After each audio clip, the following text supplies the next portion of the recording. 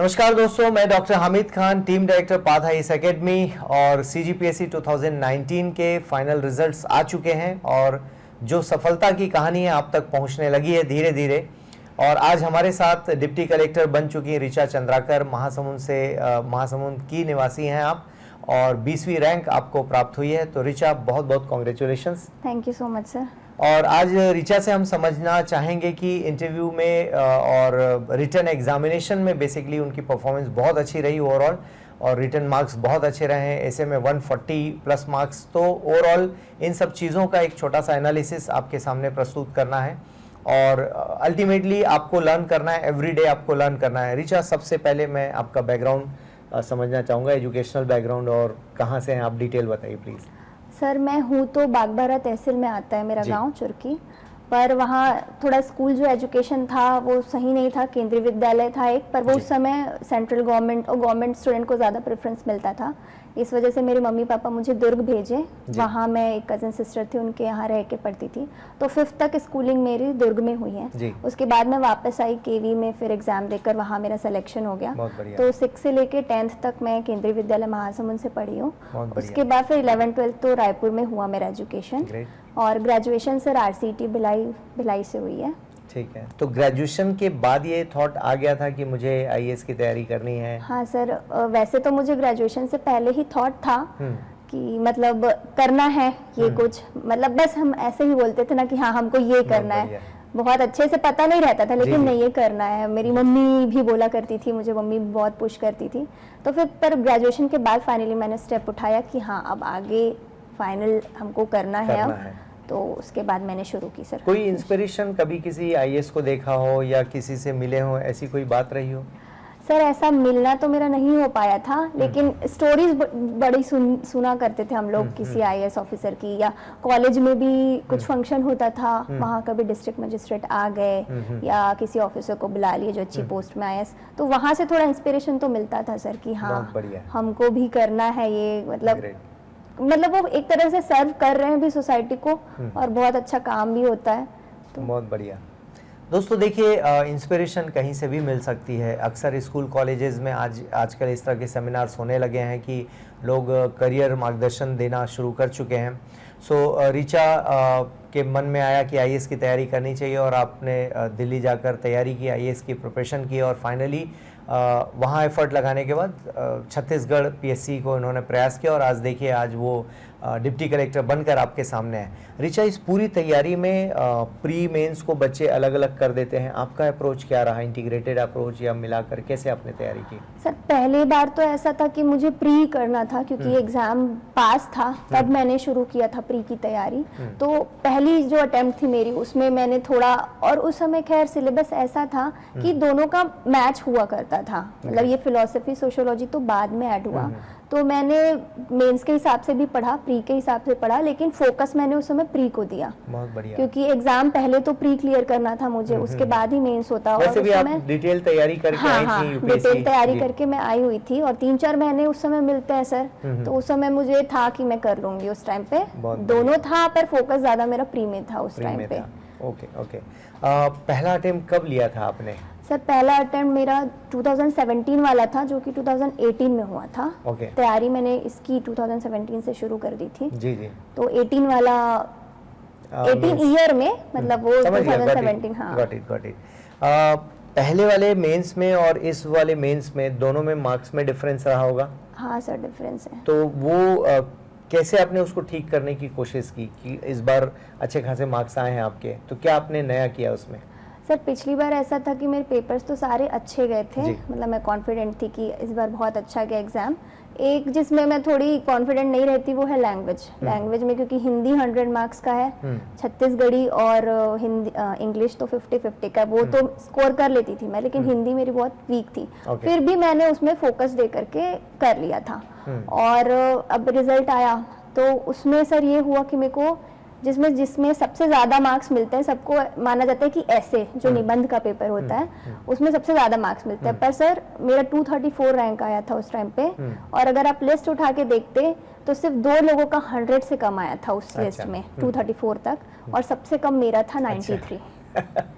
तो वो इतना शॉकिंग था मेरे लिए, मतलब मैं रियल में एक हफ्ते तक वो मुझे सपने आते थे कि इतना कम कैसे हो गया। होता है कई बार जिसको प्रेडिक्ट करना मुश्किल होता है या गेस और करना। हिंदी में भी कम था, 95 मार्क्स था। जी। तो ये 2 पेपर थे जो मुझे सिलेक्शन नहीं दिला पाए। ओके। इसकी वजह से मेरा सिलेक्शन नहीं हो पाया।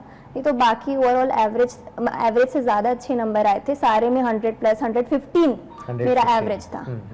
फिर मैंने आरटीआई से निकलवाया पेपर, फिर देखा मेरे दोस्त लोगों के साथ, देखा एनालाइज किया कि मेरी ऐसे में ऐसी क्या गलती हो गई निबंध के पेपर में कि मेरे को इतना कम मार्क्स मिला है। फिर मैंने देखा कुछ गलतियां समझ आई मुझे, बहुत बढ़िया। और सिलेबस भी फिर से उठा के देखा कि जो हमें सिलेबस मिला हुआ है उसमें एक एक प्रॉपर लिखा हुआ है कि आपको डेटा, प्रेजेंट डेटा, उसका करंट सिचुएशन अभी क्या चाहिए और प्रॉब्लम्स क्या है, उसके सॉल्यूशंस क्या हैं। मैं वो अच्छे से स्टडी करके नहीं गई थी। ओके। इसलिए ये मेरा एक बैकड्रॉप था। फिर देखा मैंने तो उसमें ऐसे में मैंने इस बार फोकस किया। ऐसे में कुछ याद आ रहा है टॉपिक? हाँ सर, एक तो गोधन न्याय योजना था। ओके। जो मैं एकदम प्रेडिक्ट करके गई थी कि ये आएगा और वो आ गया। और सर अभी मैं तकनीकी सहायक हूँ मनरेगा में, तो वो हम लोग इम्प्लीमेंट करते हैं, मतलब हमारा भी उसमें योगदान है। तो मुझे ग्राउंड रियलिटी पता थी कि क्या होता है, कैसे होता है। तो जो लोग बुक से उसके देख सकते थे, जो बुक में इंफॉर्मेशन है वो तो सबके पास होती, लेकिन वो काम मैं कर रही थी तो मुझे ऐसा लगा कि वो मेरे लिए एडवांटेजेस था कि मैं ज्यादा पॉइंट्स ऐड कर पाई। तो उसमें तो मैंने वो लिखा था, और एक ट्राइबल वाला जो छत्तीसगढ़ का है, और इंडिया में एक इकोनॉमी से और साइंस एंड टेक्नोलॉजी से रिलेटेड कुछ था, तो वो मैंने लिखा। और डेटाज मैं सर फेसबुक से बहुत कलेक्ट की हूँ। बहुत बढ़िया। फेसबुक में ये जो सब पेजेस होते हैं, सीएमओ और डीपीआर वगैरह, और ऑफिशियल चीफ मिनिस्टर के साइट्स, और भी ऑफिशियल साइट्स जो रहते हैं ना सर, उन लोग डेटा डालते रहते हैं कुछ कुछ दिनों में, जो रिसेंट डेटा जो रहते हैं, तो वो वहां से मैं नोट करके रख लेती थी अपने पास। और कुछ भी इंफॉर्मेशन जो नया मिल रहा है मुझे, जो बुक में नहीं रहते, वो कलेक्ट कर लेती थी। और उसका एक मैंने अलग से बना लिया ऐसे का कि इस टाइप का ऐसे आएगा तो उसमें मेरे को ये वाले डेटास काम आ जाएंगे। मतलब एक तो हम डेटास पढ़ते हैं एग्जाम पॉइंट ऑफ व्यू से, लेकिन एक ऐसे के लिए डेटा सेलेक्ट करने पड़ते हैं क्योंकि सारे डेटा तो हम याद नहीं कर सकते सर। तो ऐसा सेलेक्ट करो जो आप उस रिलेटेड टॉपिक में डाल सको। बिल्कुल सही।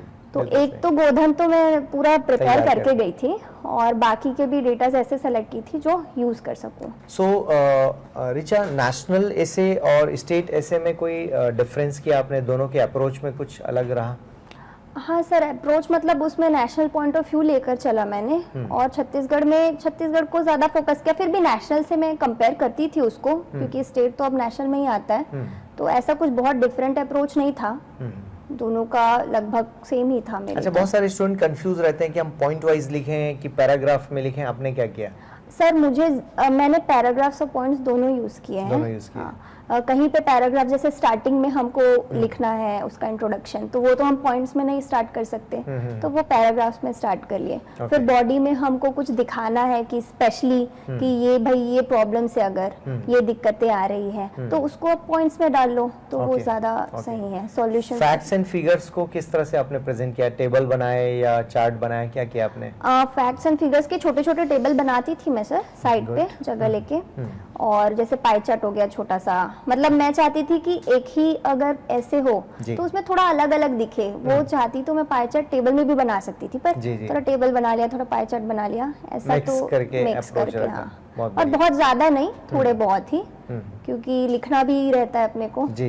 तो न्यूज़पेपर रीडिंग आपकी कैसी रही है? आई मीन नेशनल न्यूज़ और स्टेट न्यूज़, क्योंकि वो ऐसे में बड़ा एक कंट्रीब्यूशन होता है, आपने कैसे मैनेज किया? सर मैं करंट अफेयर्स को तो डेली फॉलो करती हूँ। न्यूज़पेपर मैं तो मोबाइल ऐप वगैरह से देख लेती हूँ, पर ऐसा सच पूरा न्यूज़पेपर मैं नहीं पढ़ पाती थी, क्योंकि मैं पीजी में रहती थी और फिर बहुत सारी वहाँ नहीं होता था, समझ सकता हूँ। और तो जो करंट अफेयर्स की वीडियोस आती है बहुत सारी यूट्यूब पे अवेलेबल रहती है, नेशनल इंटरनेशनल, तो नेशनल के लिए तो मैं वो डेली फॉलो करती थी सर। वो बहुत ज्यादा मेरे को हेल्पफुल रहा। और छत्तीसगढ़ का फेसबुक से मैं ऐसे पेजेस लाइक करके रखी थी जिसमें मेरे को न्यूज मिलते रहते थे, बहुत बढ़िया। तो मैं वहां से न्यूज कलेक्ट कर लेती और थी। नोट भी किया करते थे? हाँ सर, नोट करती थी, मतलब स्क्रीनशॉट लेके रख लो और तुरंत भी नोट कर लो, या बाद में एक साथ आप एक टॉपिक का एक जगह एक टॉपिक का ऐसा। देखिए दोस्तों, डिपेंड करता है कि आपकी स्ट्रैटेजी क्या है। सोर्सेज रिसोर्सेज ढेर सारे अवेलेबल हैं, चाहे ट्विटर हैंडल हो या फेसबुक के पेजेस हो या गवर्नमेंट वेबसाइट्स हो, गवर्नमेंट रिपोर्ट्स हो, इन सभी जगह पर सारी चीज़ें अवेलेबल है। मुद्दा यह है कि आप उनको कंसिस्टेंसी पर किस तरह से लेते हैं और आपके नोटबुक में वो कैसे आते हैं और नोटबुक से आंसर कॉपी में कैसे वो पहुंच रहे हैं, ये जो प्रोसेस है that is very important. Richa, इसके अलावा ऐसे लिखने के पहले कोई स्ट्रक्चर किया था आपने एग्जाम हॉल में ऑन पेपर की, छोटा स्ट्रक्चर बना लूँ, पहले इंट्रो में ये रहेगा, बॉडी में ये, कंक्लूजन में, ऐसा कुछ प्लान किया था? हाँ सर, ऐसा मैं जो 3 घंटे का टाइम मिलता था उसमें 4 ऐसे लिखने रहते, तो मैं 45 मिनट्स पर ऐसे डिवाइड कर देती थी। उसमें से 15 मिनट्स में अच्छे से सोचती थी सर, उसको एक स्ट्रक्चर बनाती थी कि हाँ बॉडी में ये डालना है, इंट्रोडक्शन यहाँ से शुरू करना है और लास्ट में क्या क्या कंक्लूजन देना है और सॉल्यूशन जो भी हमको प्रेजेंट करना है वो मैं पहले बना लेती थी सब पॉइंट्स। ये क्वेश्चन पेपर में ही आप छोटा सा रफ वर्क नहीं सर, उसमें आंसर शीट में रहता है पीछे, हमको रफ के लिए मिलता है पूरा, तो वो उसी में यूज हो जाता था सर। पहले मैं बनाती थी, उसके बाद फिर और बीच बीच में देखती थी कि कोई पॉइंट्स में भूल तो नहीं गई। बहुत बढ़िया, बहुत अच्छी स्ट्रैटेजी। इसके अलावा जो बाकी जीएस के सब्जेक्ट्स हैं उनमें भी क्या स्ट्रक्चर वाला ये अप्रोच काम किया? हाँ सर, किया, क्योंकि जो 15 मार्क्स के क्वेश्चन आते थे उसमें किसी में अपने कोई स्ट्रक्चर तैयार, सारे क्वेश्चंस में तो नहीं, सारे सब्जेक्ट्स में, लेकिन कुछ सब्जेक्ट्स थे, जैसे कि हमारा एक मनरेगा वाला क्वेश्चन आया था उस समय और मैं तो मनरेगा की ही थी, ऑब्वियसली अच्छा लिखना ही था, तो उसके लिए मैंने थोड़ा सा स्ट्रक्चर डिजाइन किया था और उसमें भी मैंने प्रेजेंट डेटा जो मुझे बहुत सारे पते थे, कोविड के टाइम पे मनरेगा का क्या कॉन्ट्रीब्यूशन है ये आया था उसमें। बहुत बढ़िया। और उस समय मैं वो लिटरली डेटास मैं सब एफबी से निकाली थी। अच्छा, बहुत बढ़िया। तो वो मैंने छोटा सा चार्ट भी बनाया था उसमें और बहुत अच्छे डिटेल से लिखा था। तो स्ट्रक्चर किसी क्वेश्चन में काम आते हैं, हर क्वेश्चन में जरूरी नहीं है कि पहले स्ट्रक्चर बनाओ फिर। ऐसे में आपको अच्छे खासे मार्क्स मिले हैं, 140 का है ना? 142 सर, 142 मार्क्स आए हैं। इसके अलावा जीएस का और कौन सा पेपर जो आप डिस्कस करना चाहेंगे स्टूडेंट्स के साथ कि इसका अप्रोच ऐसा मैंने रखा कोई खास? मेरे को इकोनॉमिक्स जो पेपर 5 है उसमें 128 मिला है, बहुत अच्छे मार्क्स हैं, पर उसका एज सच मैंने बहुत ज़्यादा अप्रोच नहीं लगाया था, बस यही था कि वो ज्योग्राफी का पेपर है तो मुझे उसमें डायग्राम्स बनाने हैं। Wow, great. हालांकि डायग्राम्स में बहुत सारे मैं बनाती थी, लेकिन ज्योग्राफी में एक्स्ट्रा थोड़े होने चाहिए, क्योंकि ज्योग्राफी तो है ही ऐसा कि आपको मैप दिखाना पड़ेगा जगह और मैप डायग्राम्स, तो उसमें मेरी बस यही स्ट्रेटेजी थी कि मैं मैप्स अच्छे से बनाऊं, डायग्राम्स बनाऊं और पॉइंट्स में उसमें मैं जनरली कोशिश करती थी कि आंसर दूं। बहुत बढ़िया। तो इकोनॉमिक्स में अक्सर बच्चों को कंफ्यूजन होता है कि हम पढ़े कैसे, और आप फिर भी यूपीएससी पढ़कर आए थे तो ये एक डाउट कम रहता है, बट सीजी इकोनॉमिक्स भी अच्छा खासा है उसमें, नेशनल इकोनॉमिक्स, ये कैसे आपने मैनेज किया? ये इकोनॉमिक्स वाला पार्ट सच में बहुत ही ज़्यादा मतलब हेडेक था मेरे लिए भी। मैं भी अपने दोस्तों से पूछती थी कि क्या इसको कैसे करूँ, समझ ही नहीं आता कि पढ़ूँ कहाँ से और वो क्वेश्चन आएगा कि नहीं आएगा, तो ये तो दुविधा थी बहुत ज़्यादा। पर पहली चीज़ तो मैंने बेसिक उसका तैयार कर लिया जो हमको पता ही होना चाहिए। उसके बाद सर छत्तीसगढ़ का जो इकोनॉमिक सर्वे वो मैंने अच्छे से प्रिपेयर कर लिया, और सर इतने सालों से पढ़ते रहो ना तो ऐसा रहता है कि आपने बुक में जो नहीं भी पढ़ा है वो बन जाता है, वहाँ आपको पता रहता है, तो सर जैसे पढ़ते पढ़ते नॉलेज हो जाता है। तो उस तरह से मैंने कोई एक प्रॉपर बुक उसके लिए यूज नहीं किया है, इधर से मल्टीपल सोर्सेस जो मुझे अच्छा लगता था, अरे नहीं ये वाला टॉपिक देख लेती हूँ थोड़ा और ये वाला टॉपिक छोड़ देती हूँ थोड़ा, तो वैसा मैंने उसको किया सर। बहुत बढ़िया। एग्जाम हॉल में कई सारे बच्चों की स्ट्रैटेजी होती है कि सर हम बड़े क्वेश्चंस पहले लिख रहे हैं देन फिर छोटे, आपने क्या किया? मैंने भी वही किया है। अच्छा, फुल क्वेश्चंस पहले लिखा? हाँ, जो 15 मार्क्स के और जो 10 मार्क्स के क्वेश्चंस थे वो मैंने पहले अटेम्प्ट किए, फिर 8 मार्क्स के, और 8 मार्क्स तक मैं पहले कर लेती थी सर। फिर मैं सेकंड 2 नंबर का जो क्वेश्चंस थे, 4 नंबर के क्वेश्चंस थे उसमें आती थी, क्योंकि ऐसा होता था हमको 2 नंबर वाले क्वेश्चन में हम कितना भी अच्छा लिख लें 1 मिलेगा, 1.5 मिलेगा, उससे ज्यादा मतलब बहुत ही अच्छा लिखे हो तो 2 भी मिल जाता था। लेकिन जो स्कोर मेरे ख्याल से जो स्कोरिंग थी उसमें बड़े क्वेश्चंस की थी कि आप बड़े क्वेश्चंस कितने अच्छे से बनाए हो। मेरे को याद है मेरा ट्राइब्स का पेपर था लास्ट ईयर का, उसमें मुझे 15 में से 14 मार्क्स मिले थे। तो वो मैं देखी थी कि स्कोर करना है तो बड़े क्वेश्चंस को अच्छे से बनाओ, और बाकी तो क्वेश्चन बनाने तो सारे हैं, छोड़ना तो कुछ भी नहीं है, तो इसलिए 2 और 4 नंबर वाले लास्ट में करती थी, और सर लास्ट में आते तक राइटिंग भी इतनी खराब हो जाती थी कि वो ठीक है 2 नंबर वाले में चला लेंगे राइटिंग खराब, लेकिन बड़े वाले में तो नहीं चला सकते। तो पिछली बार का जो आपका एक्सपीरियंस रहा, जो मार्क्स आपको मिले हैं, तो आपने आरटीआई से पेपर भी देख लिया अपना, क्या आपको लगा किस वजह से उन्होंने अच्छे मार्क्स दिए? बहुत स्ट्रेट फॉरवर्ड रही आप, टू द पॉइंट तो लिखा ही होगा आपने, और क्या वजह रही होगी जिसकी वजह से मार्क्स अच्छे मिले? सर मुझे ऐसा लगता है कि मैं प्रॉपर वर्ड लिमिट का यूज करती थी। मैं वर्ड लिमिट्स पे नहीं जाती थी, वैसे मैं जो नंबर ऑफ मतलब स्पेसिंग पे जाती थी। उन लोगों ने जितना स्पेस दिया है मैं फुल्ली यूटिलाइज कर लेती थी, ऊपर एक लाइन छोड़कर, नीचे एक लाइन छोड़कर, बीच में लिख दो ताकि हमको बस लिखना है, ऐसा मैं नहीं लिखती थी। मैं पूरे ऊपर से लेके नीचे तक भरती थी और टू द पॉइंट भरती थी। ऐसा भी नहीं कि कुछ भी लिखे जा रहे हो, मतलब मैं ज्यादा पॉइंट्स डालती थी। और सर मेरी राइटिंग मुझे ऐसा लगता है कि उसने हेल्प की। हाँ, हेल्प। प्रेजेंटेशन बहुत अच्छा रहा है मेरा, मतलब कोई मेरे फ्रेंड्स ने देखा है कॉपी तो बोलते हैं कि हाँ राइटिंग अच्छी है, मतलब दिखने में अच्छा लग रहा है, सामने वाले को इंटरेस्ट आएगा पढ़ने में कि हाँ, और क्लियरली समझ आ रहा है कि लिखा क्या है। और बड़े क्वेश्चंस में आपने पॉइंट वाइज उसको बुलेट फॉर्म में डाला या नंबरिंग करके डाला, क्या आपने किया था? कहीं पे मैं नंबरिंग डाल देती थी सर, जनरली 4 नंबर वाले क्वेश्चन और 2 नंबर वाले में मैं नंबरिंग करती थी कि दिखे कितने पॉइंट्स मैंने लिखे हुए हैं। और 15 मार्क्स वाले में मैं बुलेट्स प्रेफर करती थी, क्योंकि एक तो वो 15 मार्क्स का था और हम 15 पॉइंट्स तो नहीं लिख सकते, तो इसलिए मैं उसमें बुलेट्स यूज करती थी कि पता ना चले कि मैंने पॉइंट्स कितने लिखे हैं। वेरी गुड, बहुत बढ़िया। ठीक है दोस्तों, देखिए हर आंसर राइटिंग में अलग अलग अप्रोच होती है और दैट डिपेंड्स ऑन यू कि आपने कैसे फॉलो किया। ऋचा पिछला एक्सपीरियंस भी शेयर कर रही हैं, इस बार भी उनको बहुत अच्छे मार्क्स आए हैं। तो होता यही है, पीएससी आपसे स्ट्रेट फॉरवर्ड सुनना चाहती है, टू द पॉइंट सुनना चाहती है, हम स्टोरीज लेकर नहीं बैठ सकते। जबकि ऋचा ऑलरेडी यूपीएससी करके आई हैं। यूपीएससी में हमारी स्ट्रैटेजी डिटेल वाली होती है, एनालिटिकल होती है।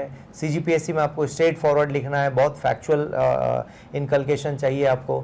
तो इन सभी अप्रोच का मिक्सचर आपको हेल्प करता है। ऋचा, आप पेपर 4 आपने कैसे हैंडल किया, साइंस और मैथ्स? क्योंकि बहुत सारे स्टूडेंट्स की वो समस्या है, चैलेंज है वो। साइंस के लिए तो सर जो अपना 10th बोर्ड का बुक है वो मैंने प्रेफर किया था। फर्स्ट 2 टाइम्स मैंने उसी से ही पढ़ा था, लेकिन वो बुक अप टू डेट नहीं है, उसमें हमको बहुत सी कुछ चीज़ें अपडेट करनी पड़ती है। बहुत से जो आंसर्स हैं, और इंग्लिश मीडियम में हालांकि बहुत गलतियां भी हैं उसमें, तो मैंने उसी को बेसिस ले करके अपने लिए नया नोट्स बनाया था, फिजिक्स, केमिस्ट्री, बायो तीनों का, और बहुत सी चीज़ें नई ऐड भी की थी। जैसे एक क्वेश्चन आया था लास्ट डे पे, मुझे याद है, डार्क C3 एंड C4। तो वो मुझे पता था उस टाइम पे, हालांकि मैं थोड़ा भूल गई थी क्योंकि वो सिलेबस में नहीं लिखा हुआ था, ऐसा समझ नहीं आ रहा था कि वो, लेकिन अगर कुछ है टॉपिक्स तो उससे और रिलेटेड टॉपिक्स हमको डालने पड़ते हैं। जी जी। ऐसा नहीं कि ये जो टॉपिक दे दिया बस इसी से ही आएगा। तो वो टॉपिक्स डाल करके मैंने अपना एक नोट्स रेडी किया था।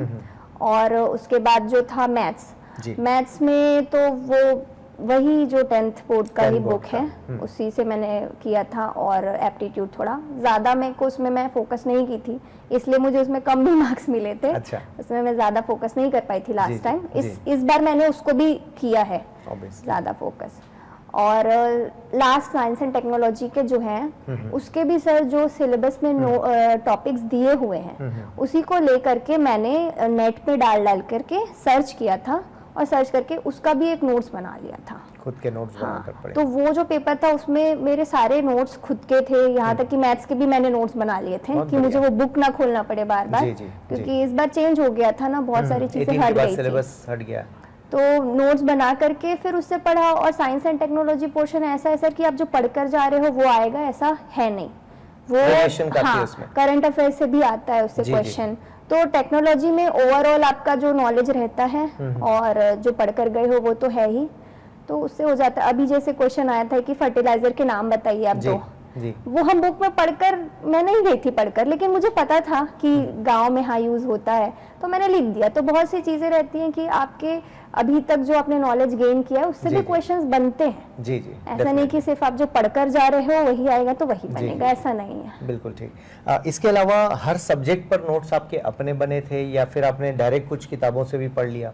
सर एक नोट्स तो मेरा बेस तैयार था छत्तीसगढ़ के लिए, जी। मतलब मुझे गाइड किए थे एक दुबे सर ने, तो उस हिसाब से उनका नोट्स थे, मैं उन्हीं से पढ़ती थी। ओके। जो मेरा छत्तीसगढ़ वाला पोर्शन था वो जो मैं प्री में पढ़ती थी मैं वही पढ़ती थी मेंस के लिए बहुत भी। बढ़िया।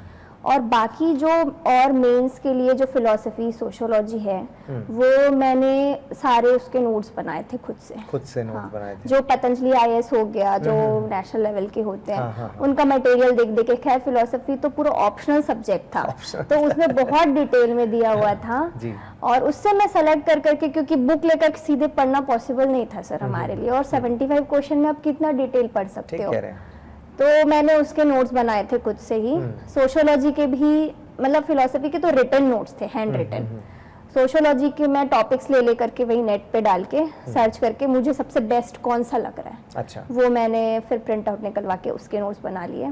और जो लास्ट पेपर में लॉज थे जी जी जी। और इंटरनेशनल ऑर्गेनाइजेशन थे, पेपर 7 में जी। पेपर 7 में पूरी एक बुक है जो मैंने पूरी, मतलब 1 महीने तक मुझे उसका नोट्स बनाने में टाइम लगा था उस समय। ऑब्वियसली नए 5 महीने में वो यूपीएससी में एक, भी नहीं हाँ, है हाँ। इतने टॉपिक्स। तो मैंने एक एक टॉपिक अपने हाथों से बनाया था। ओके, वो ओके। बहुत टाइम टेकिंग था उस समय, पर वो रेडी हो गया और वो मुझे इस बार बहुत हेल्प किया। लेकिन दूसरी आपने बार नोट्स में। बनाया तो इस प्रयास में ये भी तो हुआ ना, आपको याद भी होने लगा। हाँ हाँ हाँ। और दिक्कत ये थी सर कि इंग्लिश में हमारे लिए ज्यादा नोट्स नहीं थे अवेलेबल। हिंदी के तो आए थे बहुत सारे, एक्ट्स वगैरह भी हिंदी में और इंटरनेशनल लॉज। इंग्लिश में ज्यादा सोर्स नहीं था, और जो था उससे भी डायरेक्ट पढ़ना मुश्किल था मेरे लिए। हाँ, ठीक मैं है। अपने नोट्स उसके ही नोट्स पढ़ना प्रेफर करती थी, तो उसके भी नोट्स थे। ज्यादातर मेरे सब्जेक्ट्स थे उसके नोट्स थे। बुक्स उसमें से बेसिक लक्ष्मीकांत हो गया, जो स्पेक्ट्रम हो गया, ज्योग्राफी के लिए पेरियार हो गया, ठीक है। तो ये सब बेसिक बुक्स तो पढ़ने ही पड़ते हैं। एनसीईआरटी भी पढ़ रखा था आपने? एनसीईआरटी तो पहले ही पढ़ लिया था सर मैंने। Very good. और उसके भी अपने नोट्स बनाए होंगे? उसके नोट्स मैंने नहीं बनाए थे सर। अच्छा। उसको मैंने सिर्फ पढ़ा था, क्योंकि शुरू में नॉलेज गेन करने के लिए पढ़ा था, क्या होती हैं चीजें, कैसे होती है। जी जी। फिर नोट्स मैंने अपने हिसाब से बाद में बना लिए। Okay okay. पढ़ने के दौरान कई बार रिवीजन हमारा रह जाता है शुरुआती दौर में, मतलब अब तो खैर आप बहुत मैच्योर हो गए थे, और जब आपने शुरू किया था उस वक्त आपकी अप्रोच क्या थी? क्योंकि बहुत सारे नए स्टूडेंट्स को ये डाउट होता है कि सर हम पढ़ रहे हैं तो अभी नोट्स बनाएं या बाद में बनाएं, क्या अप्रोच होना चाहिए और रिवीजन का अप्रोच क्या होना चाहिए? पहले तो सर जब पढ़ना शुरू किए उस समय नोट्स नहीं बनाना चाहिए जी। पहले जब पढ़ रहे हो आपको यही नहीं पता है कि नोट क्या करना है, बहुत तो फिर बढ़िया। कैसे हम नोट्स बना सकते हैं। तो पहले सर मैंने पढ़ा थोरोली हर चीज़ है। जैसे लक्ष्मीकांत मैंने पूरा पढ़ा, पॉलिटी पूरी पढ़ी, हिस्ट्री पूरा पढ़ा, और बहुत सी थे बुक्स वगैरह जो थोड़ा, जैसे पेपर 7 के लिए भी मैंने एक बुक पढ़ा था, मार्केट में आया था उस समय, वो भी बुक मैंने पहले पूरा पढ़ लिया था। उसके बाद मुझे फिर नहीं, अब एग्जाम के लिए प्रिपेयर करना है, थोड़ा बेस तो बन गया मेरा, तो अब एग्जाम में वहां जाकर लिखना क्या है मुझे। ओके। तो उसके लिए फिर मैंने, मतलब ये सेकंड स्टेज में आ गया कि आपको नोट्स बनाना है। नोट्स बन गए, उसके बाद अब फिर उसको आपको ऐसे पढ़ना है कि आप उसको रिटेन करके रख सको, एग्जाम में जाओ, और उससे रिलेटेड जो न्यूज़ हैं, जो करंट अफेयर्स हैं, मतलब मैं पॉइंट्स बना के रखी थी कि 2 नंबर वाले क्वेश्चन में आपको क्या डालना है, 4 नंबर वाले में क्या Very डालना good, very है, good. किसमें डायग्राम डालना है, किसमें रीसेंट एग्जाम्पल डालना है, और मतलब ऐसे थे। हर चीज प्लान कर लिया था आपने। किसमें चार्ज डालने हैं। और मेरा ये था कि एग्जाम्पल थोड़ा सा, एक लाइन में ही एग्जाम्पल छोटा सा, अभी जो रिसेंट में कुछ हुआ है और अगर उसका लेकिन issue डालना तो, है, हाँ, ये आपने शुरू कोशिश किया। आपको करना है कि सारे क्वेश्चन में कुछ तो डालो आप, जो आपको प्रेजेंट से कनेक्ट कर सके। बहुत बढ़िया, बहुत बढ़िया। दोस्तों देखिए, अगेन करंट अफेयर्स आप पढ़ रहे हैं तो उसका एक बेनिफिट मिलता है, चाहे आप यूट्यूब से पढ़ें, अखबारों से पढ़ें, फेसबुक से पढ़ें, that doesn't matter. Ultimately content आपका उतर के आंसर कॉपीज में आना चाहिए, और हर चीज़ की प्लानिंग कितनी मायने रखती है वो आप देख पा रहे हैं कि आपके सामने डिप्टी कलेक्टर के पद को लेकर ऋचा बैठी हुई, तो ऑब्वियसली वो वन नाइट गेम नहीं था और एक रात में सब कुछ हो जाए, आप डिप्टी कलेक्टर बन गए, या 2-4 महीने की मेहनत नहीं है, एक लंबा समय आपने ऑलमोस्ट 3 to 4 years, आपको ऐसा लगा, कह सकते 5 years। और इसलिए हमेशा मैं कहता हूं आपको कि आइसबर्ग कॉन्सेप्ट जो हम कहते हैं कि जितना ऊपर दिख रहा है वो मत देखिए, नीचे देखिए कि व्यक्ति कितने गहरे में खड़ा हुआ है और उसकी गहराई तभी जाकर आप समझ पाएंगे। ऋचा, इसके अलावा इंटरव्यू के टाइम कैसा रहा, आपकी प्रिपरेशन कैसी रही? अगेन आपने बेसिक्स पढ़ाई की या करंट अफेयर्स पढ़ाई या जस्ट प्रोफाइल पर फोकस किया? पहले तो मैंने प्रोफाइल पे फोकस किया सर जी। और मैंने जॉब अपनी जो ली थी वो बहुत लॉन्ग टर्म गोल को लेकर के मैंने मनरेगा में, अभी मैं टेक्निकल असिस्टेंट हूँ, तो वो मैंने इसीलिए ज्वाइन किया कि मुझे इंटरव्यू में कुछ ज़्यादा मार्क्स मिल जाए। क्या पता इसको ज्वाइन करने से, क्योंकि लास्ट 2 जो मेरे इंटरव्यू थे मुझे उसमें सेटिस्फेक्शन नहीं था मार्क्स को लेकर के। और इंटरव्यू में मुझसे क्वेश्चन भी हुआ था कि आप अभी तक जॉब क्यों नहीं कर रहे हो। मतलब मैं 2014 पास आउट हूँ और 2018 तक आपने कुछ नहीं किया, 19 तक आपने, हालांकि मैं तैयारी कर रही थी, लेकिन वो एक तो बहुत सारा क्यों नहीं किया आपने। तो मुझे ये बहुत ही ज़्यादा लगा कि नहीं, मेरी प्रोफाइल के लिए और आगे बढ़ाने के लिए मुझे एक जॉब लेना चाहिए। तो अपने जो प्रोफाइल थे, जॉब्स, पढ़ाई, डिग्री, शहर, ये सब को लेके पहले मैंने इस पे फोकस किया, मेरी हॉबीज। पहले इसका मैंने एक अलग से कॉपी में नोट कर लिया कि क्या क्या इससे क्वेश्चंस बन सकते हैं। अब डेट ऑफ बर्थ है, उससे भी, ये तो आपने बताया था फर्स्ट मॉक इंटरव्यू में, तो मुझे पता है।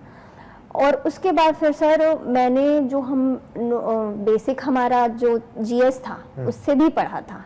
मैं पूरे छत्तीसगढ़ देख के गई थी, मतलब बहुत कम टाइम पे, ऐसा नहीं कि हमको घुसाना है, नहीं चाहिए था। हाँ, बस ऐसे पलटा करके छत्तीसगढ़ करके गई थी, पॉलिटी करके गई थी, बहुत बढ़िया। हिस्ट्री भी करना था मुझे पर वो रह गया था, और साइंस भी देखा था मैंने हल्का सा, और ज्योग्राफी भी देखा था, और सिविल के क्वेश्चंस भी मैं देख के गई थी क्योंकि सिविल इंजीनियरिंग में।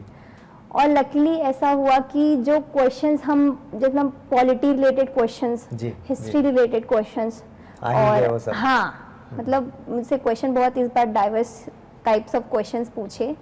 और मनरेगा में मैं कितना फोकस की थी, थोड़ा सा उसमें था कि हाँ मनरेगा से थोड़ी बात हुई, और बाकी जो मैं पढ़ी थी वो मेरे काम आ गया। बहुत बढ़िया। तो वो अच्छा चला गया फिर। मतलब किस तरह के क्वेश्चंस और रहे आपके प्रोफाइल से? हाँ, मेरे प्रोफाइल से सर, मतलब जो आपका जो बायोडेटा था उससे कौन कौन से क्वेश्चन? बायोडेटा से सर, जैसे पहले तो उन्होंने पंचायती राज के बारे में बात की, क्योंकि वो 1992 में ही था। अच्छा, बर्थ ईयर आपका 1992 है। तो उन्होंने पूछा कि पंचायती राज इम्प्लीमेंट कब हुआ और आया कब। तो वो मैंने बताया 1992 में तो पास हो गया था, लेकिन साइन फोर्स 1993 में आया। और 1992 में और क्या घटना घटी थी, तो अब घटना बोले तो वो तो एक ही चीज थी, बाबरी मस्जिद। तो वो मैंने बताया, और फिर उस समय सीएम कौन थे जिनकी अभी अभी ही डेथ हुई थी, तो वो मैंने बताया। प्रोफाइल से ये था। मनरेगा से अब काम क्या करते हैं, मतलब मनरेगा में कैसा काम करते हैं, ये था। सिविल इंजीनियरिंग से मुझे एक क्वेश्चन आया था कि सिविल इंजीनियरिंग में हम जो भी घर वर बनाते हैं उसमें वास्तु का बहुत ज़्यादा महत्वपूर्ण मतलब रोल होता है। हाँ, तो वो आप कैसे कनेक्ट करते हो और क्यों हम ये सब करते हैं, और अगर भगवान सर्वव्यापी है, आप मानते हैं? बोली जी सर मैं मानती हूँ। तो हम क्यों अलग अलग जगह पे नहीं, यहाँ पे भगवान का वास होता है, यहाँ पे भगवान का वास नहीं होता, ऐसा सब क्यों करते हैं? एक ये क्वेश्चन था। प्रोफाइल से मेरे बस इतना ही क्वेश्चन था सर। और बाकी करंट अफेयर्स में क्या पूछा उन्होंने? करंट अफेयर्स में एज सच तो कुछ करंट से तो मुझे नहीं पूछा क्वेश्चन, ये सब तालिबान और ये सब जो चल रहा था नहीं। मेरा थोड़ा सा इंटरनेशनल नेशनल जो जैसे सस्टेनेबल डेवलपमेंट गोल से मुझे क्वेश्चन आया, बिलो पॉवर्टी लाइन से आया, इंडस्ट्रियल पॉलिसी थी सर जो 5th, मतलब उसको हम करंट से कनेक्ट कर सकते हैं। इंडस्ट्रियल पॉलिसी जो 5th है, हाँ, उनके बारे में मैंने बहुत डिटेल से बताया। हाँ सर, ठीक है, जो अभी 5th नंबर का है वो, और क्लाइमेट चेंज की इश्यूज वगैरह, तो ये सब थे। और नेशनल इमरजेंसी क्यों लगी थी, कितनी बार लगी थी, और ये जो मर्ज हुआ था स्टेट्स, विलयीकरण, उसका क्या क्या रीजंस थे जो नहीं हो पाया था। तो ऐसे सब क्वेश्चन बहुत डाइवर्स थे।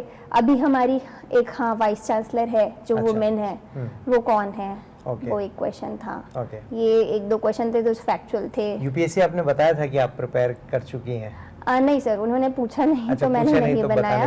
मुझे ये पूछे कि आपका कौन सा अटेम्प्ट है इंटरव्यू में, तो मैंने बताया था सर कि 3rd है मेरा। तो अच्छा है ऐसा बोलकर। उसके पहले के क्वेश्चंस नहीं पूछे कि नंबर क्यों कम रहे? नहीं सर, इस बारे में नहीं पूछा।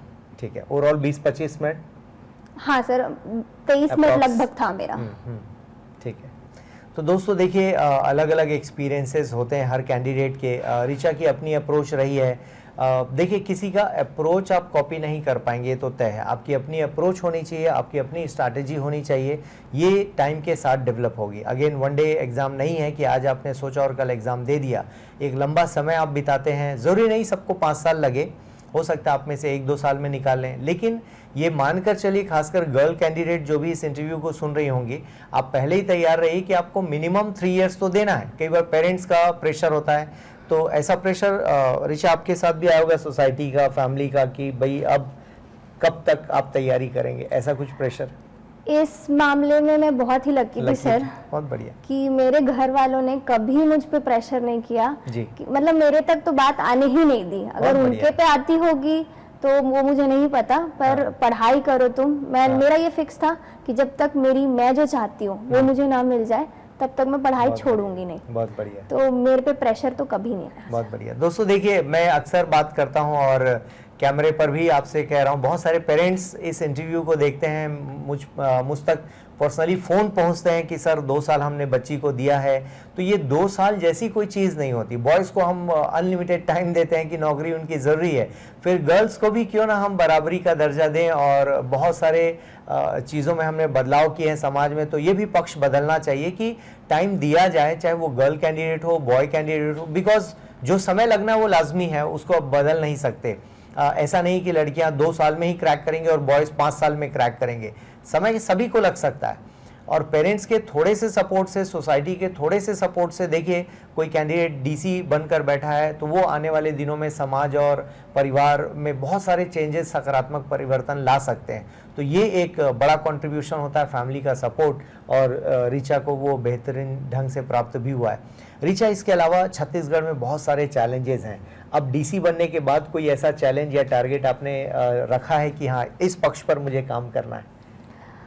सर, ऐसा है कि मेरे पापा का ये पहला शब्द था जब मैं बनी, तो उनका मैसेज आया हुआ था कि बेटा, ये आपको तो पहली बार बहुत ईमानदारी से, अपने कर्म से, अपने हर चीज़ों से सबका दिल जीतना है, आपको अच्छे से काम करना है। और जो बड़े लोग होते हैं, जो पैसे वाले लोग होते हैं, वो तो जैसे भी हो अपना काम करवा लेते हैं, उनकी सब लोग सुनते हैं, उनकी सुनने वाले सब हैं। लेकिन जो गरीब तबका है सोसाइटी का, उसकी आवाज़ तो बनना। बहुत बढ़िया। तो मतलब ऐसा है कि मेरा फोकस रहेगा कि जो गरीब लोग हैं, योजनाएं तो बहुत है जिसका लाभ प्रॉपर तरीके से कहीं कहीं नहीं मिल पाता है। तो वो मैं सर, जो मुझे मिलेगा लोकेलिटी को हिसाब से, वहाँ लोकल इश्यूज क्या है, उसको देख करके मैं सब प्रायोरिटी बनाऊंगी कि उनके लिए अभी यहाँ क्या बेटर है, किसमें वो पीछे हैं और किसमें वो आगे हैं, किसमें जो पीछे हैं उसको आगे किस दिशा में उनको ले जाना है, ये सब बाद में मुझे मिलेगा। तो मैं फोकस मेरा यही रहेगा कि जो भी चलते आ रहा है, जो योजनाएं हैं सरकार की, वो सही तरीके से इम्प्लीमेंट हो, उनके ग्राउंड लेवल तक पहुंचे, लीकेजेस कम हो, हर चीज मतलब प्रॉपर पैटर्न में लाने की मैं कोशिश करूंगी। बहुत बढ़िया। देखिए दोस्तों, हर किसी का अपना लक्ष्य हो सकता है, और यूपीएससी के सिलेबस में एक बात लिखी गई है, जो अंडर प्रिविलेज सेक्शन है, हैव नॉट्स हैं, उनके लिए आपको काम करना है। पब्लिक एडमिनिस्ट्रेशन का ऑब्जेक्टिव भी हम ये मानकर चलते हैं कि सिविल सर्वेंट्स को इसी तरह का रोल प्ले करना चाहिए, जो ऋचा ने मन में ठान रखा है, और आपके फादर साहब ने भी इसी तरह के लक्ष्य आपको दिए हैं। तो ये बहुत बढ़िया सीख है। क्या हम माता पिता के बारे में बता पाएंगे? पापा जी क्या करते हैं, क्या है? प्लीज़ बताइए, उनका परिचय दीजिए। मेरे पापा का नाम नरेंद्र चंद्राकर है, वो पेशे से एडवोकेट हैं जी। हमेशा हमारे साथ रहे हैं, गांव में रहते थे, महासमुंद में वो प्रैक्टिस करते हैं प्राइवेट जी। और मेरी माता तो हाउसवाइफ है, पर हमेशा हमको जो पुश करने वाली थी कि अपने लिमिट्स को पुश करो और आगे बढ़ो, वो मम्मी थी। और वही है, मम्मी पापा तो वहीं रहते हैं। हमको पढ़ाई के लिए 4 हम भाई बहन हैं, चारों की पढ़ाई बाहर हुई है, क्योंकि हम गाँव में रहते थे। गांव से लेकर के महासमुंद का जो डिस्टेंस है, उस समय 20 किलोमीटर का था, अभी भी 20 किलोमीटर है, और उस समय वो डिस्टेंस बहुत ज्यादा लगता था, समय ज्यादा लगता था। और हमारे पास बाइक था, ऐसा साधन भी नहीं था कि हाँ हमको रोज कार ले जाए और ऐसा वैसा। बाइक में पापा हमारी बहनों को सुबह से 7 बजे, बारिश हो ठंड हो रात का समय हो, वो लेकर के जाते थे रोज। एब्सेंट तो करना ही नहीं है तुमको कभी।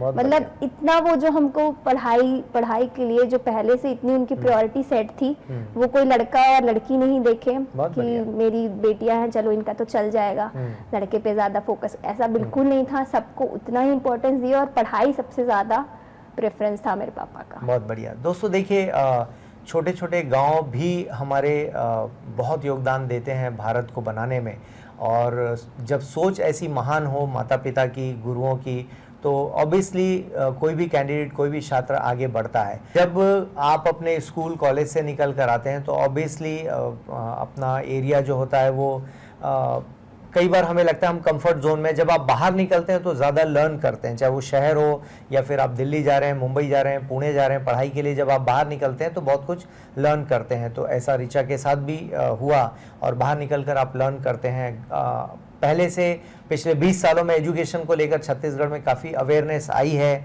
इंस्टीट्यूशंस काफ़ी नेशनल लेवल के यहाँ पर दिखाई देने लगे हैं। तो इन सब का ऑब्वियसली बेनिफिट आप सभी को उठाना चाहिए, और जो भी ग्रामीण क्षेत्र के छात्र हमें सुन पा रहे होंगे, देख रहे होंगे, तो ऑब्वियसली आप बाहर आइए। देखिए, अवेयरनेस की कमी नहीं है, लेकिन हम चूंकि कई बार नई इन्फॉर्मेशन लेना बंद कर देते हैं, हमें लगता है हमें सब कुछ पता है। आप बाहर आइए, रायपुर आइए, भिलाई जाइए, दुर्ग, बिलासपुर, कहीं भी निकलिए, वहाँ से इन्फॉर्मेशन लीजिए, अपने करियर की ओर आगे बढ़िए। जैसा ऋचा को भी आप देख पा रहे हैं, माता पिता अवेयर थे तो उन्होंने काफ़ी पुश किया, आगे बढ़े। स्कूल और कॉलेज के किसी टीचर को याद करना चाहेंगी जिनका लगता है, वैसे तो योगदान सभी का होता है, फिर भी कोई एक आध तो होते हैं कि हाँ इन्होंने अच्छी सीख दी, ऐसे किन्हीं को याद करना चाहेंगे इस प्लेटफॉर्म से? सर, स्कूल में जो केंद्रीय विद्यालय है वहाँ हमारी प्रिंसिपल थी उस टाइम पे, एन गीता राव मैम थी। तो मतलब मेरे पापा इतने इंस्पायर्ड थे उनसे कि देखो मैम है, और वो प्रिंसिपल हो करके भी हमारी क्लासेस लेती थी। मतलब पढ़ाना उनका पैशन था। तो वो मुझे बहुत इंस्पायर करती थी उस टाइम पे कि मुझे भी कुछ आगे जा करके ऐसा करना है कि मैं बाकी लोगों को इंस्पायर कर सकूं। बहुत बढ़िया। और एक सर थे स्पोर्ट्स टीचर, जो मेरे जीजा जी भी थे, कमलेश चंद्राकर। बाकी जो स्पोर्ट्स में मैं बहुत आगे थी सर। मैं नेशनल लेवल में हडल रेस में पार्टिसिपेट किया है मैंने 2 बार। मतलब मैं 2 बार ही पार्टिसिपेट किया था, और दोनों बार मैं नेशनल पे गई थी। तो वो जो हुनर निखारने का जो था, वो सर का कंट्रीब्यूशन था उसमें। तो वहां से फिर सर एक जो स्पोर्ट्सशिप आ जाता है ना आपके में, स्पोर्ट्समैनशिप, वो बहुत ही ज्यादा आपके लिए यूजफुल होता है एग्जाम के टाइम पे। ठीक है। क्योंकि बहुत लोग जो होते हैं, अरे यार मेरा नहीं हुआ, मेरे 2 अटेम्प्ट थे सर जिसमें मैं इंटरव्यू तक गई, रैंक आया, लेकिन दोनों बार मेरा सिलेक्शन नहीं हुआ। हाँ, होता है जी। तो फिर सिलेक्शन हो गया, अब मैं फिर अरे नहीं हुआ, कोई बात नहीं, फिर से पढ़ेंगे, फिर से देंगे। तो ये जो है स्पोर्ट्समैनशिप की क्वालिटी, वो मुझे स्कूल से मिली है सर। बहुत बढ़िया। देखिए, कहीं ना कहीं लाइफ में जरूरी नहीं कि आप सिविल सर्विसेज के लिए तैयारी कर रहे हैं तभी आप तैयार होंगे। बहुत सारी बचपन की चीजें, और एग्जाम हॉल में भी ऐसा हुआ होगा ऋचा की जब हमें 10th की चीजें याद आई होंगी, 12th की चीजें याद आई होंगी। तो ये दोस्तों आपकी संपत्ति होती है जब आप अपने स्कूलिंग, बेहतर स्कूलिंग से आते हैं। ज़रूरी नहीं ब्रांड क्या है, मायने ये रखता है कि आपको गुरुजन कैसे मिले हैं और माता पिता दोस्तों का सहयोग बना रहे। तो चलिए ऋचा, बहुत बहुत धन्यवाद आज हमारे साथ बातचीत करने के लिए, और ढेर सारी शुभकामनाएं। आप प्रशासन में अच्छा करें, और हैव नॉट्स या जो अंडर प्रिविलेज सेक्शन है उनके लिए बेहतर काम करते रहें, यही हमारी शुभकामनाएं। और आप सभी के जो भी सवाल होंगे यूट्यूब के लिंक पर लिखिएगा, और ऋचा को समय मिलेगा तो ज़रूर आंसर करेंगी, और किसी दिन क्लासरूम में भी बुला लेंगे और आपसे और बातचीत हो जाएगी direct. Thank you Richa. Thank you so much. Thank you दोस्तों, नमस्कार।